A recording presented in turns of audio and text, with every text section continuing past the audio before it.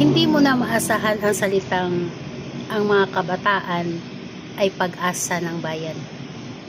Maliban na lang doon sa mga kabataan na talagang napasubaybayan at naituwid ng tama ng mga magulang.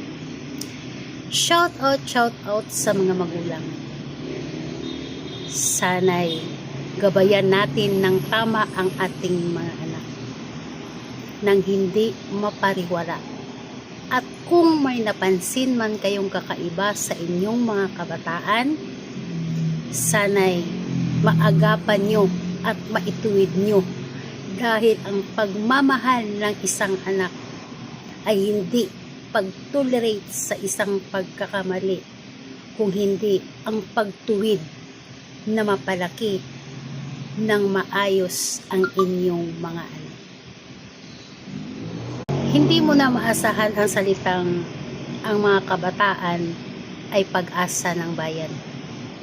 Maliban na lang doon sa mga kabataan na talagang napasubaybayan at naituwid ng tama ng mga magulang. Shout out sa mga magulang.